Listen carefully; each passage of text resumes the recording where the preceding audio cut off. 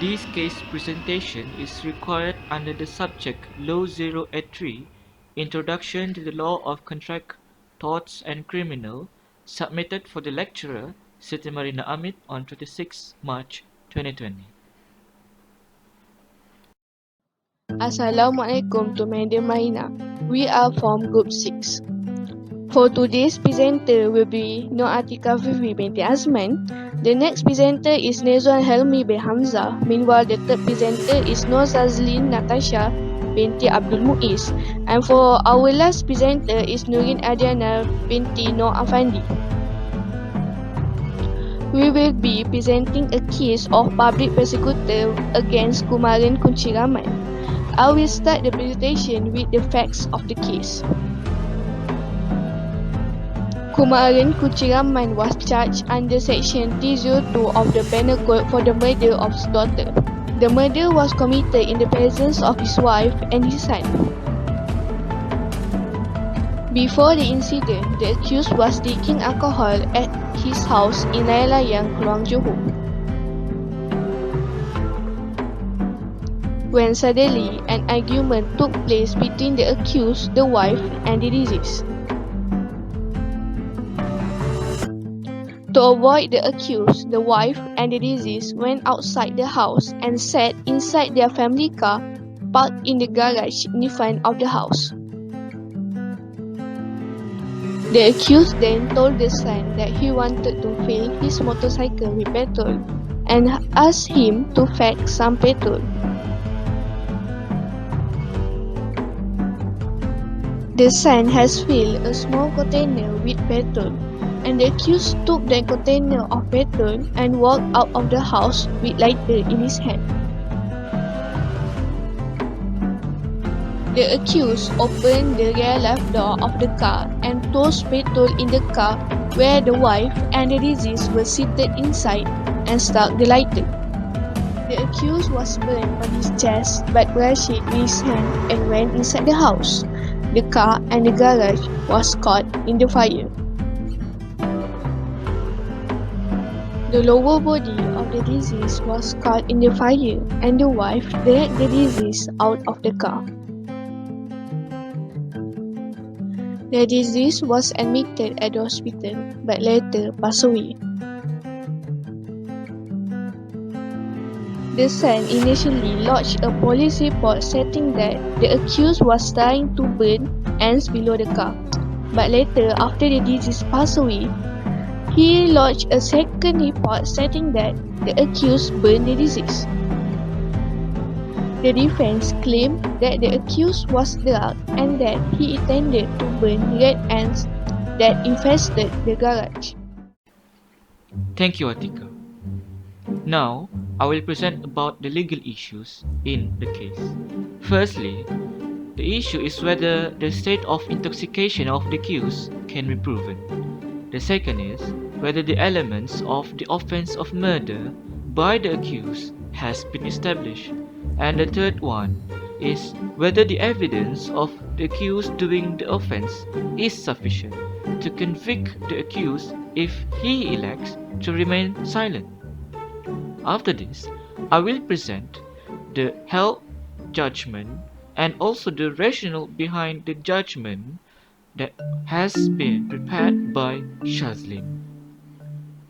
It was held that the court ordered the accused to be held custody in detention at pleasure of His Royal Highness Sultan of Johor, as this case happened in Johor. So, let's move on to the ratio residendi of the case. For the first issue, there was no evidence that the alleged state of intoxication was caused without his consent, but it was rather self-induced. The total conduct of the accused was not consistent with guilt or with sufficient appreciation of his erstwhile act on the part of the accused. Although there was no scientific evidence that the accused was drunk, such results are not conclusive to determine the degree of intoxication.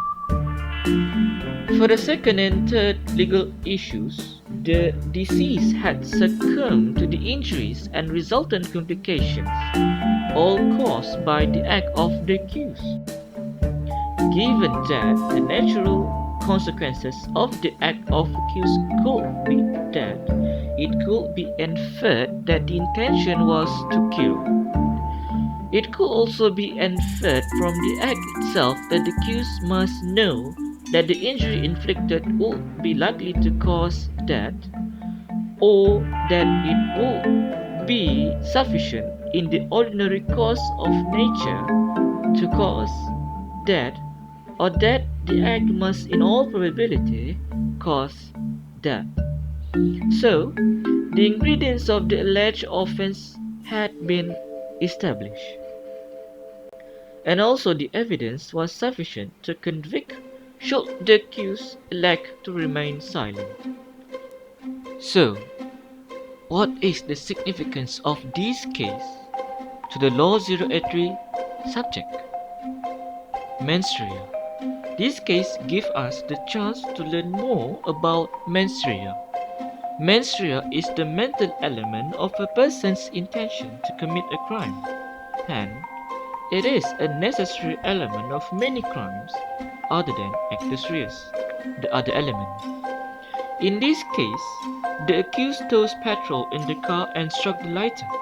The accused's action caused the body of the deceased caught fire and injured, yet in this case, his intention is questionable.